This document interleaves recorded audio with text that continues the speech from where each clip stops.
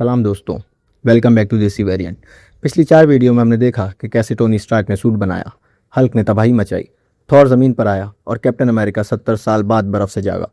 लेकिन दोस्तों, मार्वल ने ये जो अलग अलग रायते फैलाए थे, अब वक्त आ गया था उन सबको एक ही प्लेट में जमा करने का। जी हाँ, आज हम बात करेंगे MCU फेज़ 1 की सबसे बड़ी और सबसे आइकॉनिक मूवी दी अवेंजर्स की। ये वो मूवी है जिसने सिनेमा की तारीख बदल कर रख दी। कैसे निक फ्यूरी इन बड़े बड़े ईगो वाले सुपर हीरोज को एक टीम बनाता है और कैसे हमारा चालाक विलन लोकी दुनिया पर तबाही मचाने के लिए आसमानी फौज लेकर आता है, इन सब पर पूरी डिटेल के साथ बात करेंगे।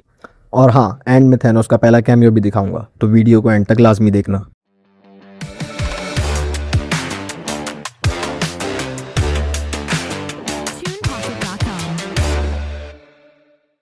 तो कहानी शुरू होती है स्पेस की गहराइयों से, जहां एक अजीब एलियन क्रीचर दी अदर हमारे प्यारे लोकी को एक डेंजरस छड़ी चित्तौरी का सेप्टर देता है, जिसके अंदर एक नीली एनर्जी होती है। लोकी को टास्क मिलता है कि दुनिया पर जाकर टेज़रेक्ट चुराओ और बदले में उसे ज़मीन पर राज करने के लिए एक बड़ी फौज दी जाएगी। अब आते हैं दुनिया पर, शील्ड की उसी सीक्रेट अंडरग्राउंड फैसिलिटी में जो हमने थॉर के एंड में देखी थी। डॉक्टर एरिक सेल्विक टेज़रेक्ट पर रिसर्च कर रहे होते हैं कि अचानक पोर्टल खुलता है और वहाँ एंट्री होती है लोकी की। लोकी आते ही अपनी छड़ी के जादू से डॉक्टर एरिक सेल्विक और एजेंट क्लिंट बार्टन यानी कि हॉकाई का दिमाग कंट्रोल कर लेता है और उन्हें अपना गुलाम बना लेता है।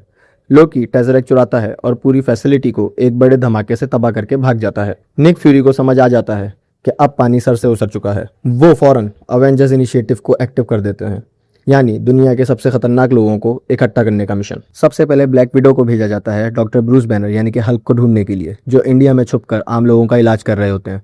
नताशा उन्हें समझाती है कि हमें तुम्हारी ताकत नहीं बल्कि टेज़रेक्ट की गामा रेडिएशन ढूंढने के लिए तुम्हारा दिमाग चाहिए। वहाँ न्यूयॉर्क में एजेंट कोल्सन सीधा टोनी स्टार्क के टावर पहुँचते हैं और उसे इस मिशन में शामिल करते हैं, जबकि निक फ्यूरी खुद कैप्टन अमेरिका के पास जाते हैं। लोकी जर्मनी में एक जश्न के दौरान लोगों पर अटैक करता है और उन्हें अपने सामने झुकने के लिए कहता है। तभी वहाँ एंट्री होती है कैप्टन अमेरिका की और साथ ही आसमान से गाना बजाते हुए फुल स्विंग में आते हैं हमारे आयरन मैन। दोनों मिलकर लोकी को आराम से पकड़ लेते हैं, क्योंकि लोकी असल में खुद पकड़ा जाना चाहता था। जब ये लोग लोकी को लेकर शील्ड के उड़ते हुए जहाज यानी कि हेलीकैरियर पर जा रहे होते हैं, तो अचानक आसमान में बिजली चमकती है और एंट्री होती है हमारे थॉर की। थॉर अपने भाई लोकी को लेकर भाग जाता है। फिर होता है MCU का पहला बड़ा super hero face of. Iron man और थॉर के बीच एक ज़बरदस्त लड़ाई होती है, जिसे कैप्टन अमेरिका बीच में आकर रोकता है। आखिरकार सारे सुपर हीरोज इकट्ठे होकर हेलीकैरियर पर पहुंचते हैं। हेलीकैरियर पर आने के बाद सबके बड़े बड़े ईगोज आपस में टकराते हैं। टोनी स्टार्क और स्टीव रॉजर्स के बीच बेहतरीन बहस होती है। स्टीव कहता है तुम सूट के बिना क्या हो, और टोनी कहता है जीनियस, बिलियनियर, प्लेबॉय, फिलैंथ्रोपिस्ट। वहीं टोनी को पता चलता है कि शील्ड टेज़रेक्ट से एनर्जी नहीं बल्कि वेपन्स बना रही थी। सब आपस में लड़ रहे होते हैं और उनका ये गुस्सा असल में लोकी की छड़ी का जादू होता है। तभी लोकी का मास्टर प्लान सामने आता है। दिमाग कंट्रोल हॉकाई अपनी टीम के साथ हेलीकैरियर पर अटैक करता है और उसका एक इंजन तबाह कर देता है। इस अफरा तफरी में ब्रूस बैनर का बैलेंस खो जाता है और वो हल्क बन जाता है। हल्क पूरे जहाज में तबाही मचा रहा होता है और थॉर उसे रोकने की कोशिश करता है। ब्लैक विडो हॉकाई से लड़ती है और उसे सर पर चोट मारकर उसका ब्रेन वॉश खत्म करती है। इस पूरे सीन में लोकी चालाकी से अपनी जेल से निकल जाता है। थॉर उसे रोकने जाता है, पर लोकी उसे एक ड्रॉप बॉक्स में बंद करके आसमान से फेंक देता है। तभी हमारे प्यारे एजेंट कोल्सन लोकी को रोकने के लिए आते हैं, लेकिन लोकी पीठ पीछे छुरा घोंपकर उसे मार देता है। एजेंट कोल्सन की मौत से पूरी टीम का दिल टूट जाता है। निक फ्यूरी उनके खून से सने हुए कार्ड्स को टोनी और स्टीव को दिखाते हैं और कहते हैं कि तुम लोग आपस में लड़ते रहे और हमने एक अच्छा आदमी खो दिया। ये कुर्बानी सारे सुपर हीरोज को एक होने पर मजबूर कर देती है। टोनी स्टार्क को समझ आ जाता है कि लोकी का अगला ठिकाना स्टार्क टावर है, क्योंकि वहाँ उनका अनलिमिटेड पावर ग्रिड है जो टेज़रेक्ट को चलाएगा। टोनी वहां पहुंचता है और अपना सूट उतारकर बिल्कुल आराम से लोकी के सामने खड़ा हो जाता है। लोकी गुस्से में कहता है कि तुम मेरे सामने क्या हो, मेरे पास एक आर्मी है। तो यहाँ हमारे टोनी स्टार्क बिना डरे हाथ में ड्रिंक लेकर एक बहुत ही आइकॉनिक डायलॉग बोलते हैं, वी हैव अ हल्क, यानी हमारे पास हल्क है। टोनी लोकी को बताते हैं कि चाहे जो हो जाए, अगर हम दुनिया को बचा ना सके तो बदला जरूर लेंगे। लोकी गुस्से में टोनी पर अपना जादू करने लगता है, लेकिन दोस्तों लोकी की छड़ी टोनी के चेस्ट पर लगे आर्क रिएक्टर से टकरा जाती है और जादू चलता ही नहीं है। लोकी चिढ़कर टोनी को खिड़की से बाहर फेंक देता है, लेकिन हवा में गिरते गिरते टोनी का नया सूट मार्क 7 उन पर फिट हो जाता है और आयरन मैन फुल टशन में वापस आ जाता है। तभी लोकी टेज़रेक्ट से आसमान में एक बहुत बड़ा पोर्टल खोल देता है और वहां से निकलती है चित्तौरी आर्मी। हजारों एलियंस और बड़े बड़े लेवाइथन्स न्यूयॉर्क को तबाह करने लगते हैं। वहां पहुंचते हैं iron man, captain America, black window, Hawkeye और थॉर। लेकिन दोस्तों असली मजा तब आता है जब ब्रूस बैनर एक टूटी हुई बाइक पर आराम से वहां पहुंचते हैं। कैप्टन अमेरिका कहते हैं डॉक्टर बैनर, अब आपको गुस्सा होने का वक्त आ गया है। और ब्रूस बैनर एक आइकॉनिक लाइन बोलता है, मेरा सीक्रेट यही है कैप, मैं हमेशा गुस्से में ही रहता हूँ। और वो एक ही झटके में एक बड़े लेवाइथन को मुक्का मारकर ढेर कर देता है।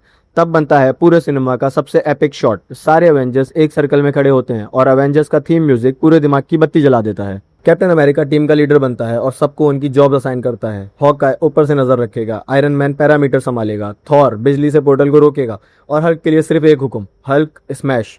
हल्क सीधा स्टार्क टावर पर जाकर लोकी को पकड़ लेता है और हल्क उसे मूली की तरह जमीन पर पटक पटक कर पीट देता है और कहता है प्यूनी गॉड। ये सीन वाकई में बहुत फनी था। जंग के दौरान पीछे से वर्ल्ड सिक्योरिटी काउंसिल एक न्यूक्लियर मिसाइल न्यूयॉर्क पर चला देती है ताकि शहर तबाह हो जाए और एलियंस मर जाएं। आयरन मैन अपनी जान की परवाह किए बिना उस न्यूक्लियर मिसाइल को अपने कंधे पर उठाता है और सीधा आसमान में खुले उस एलियन पोर्टल के अंदर ले जाता है।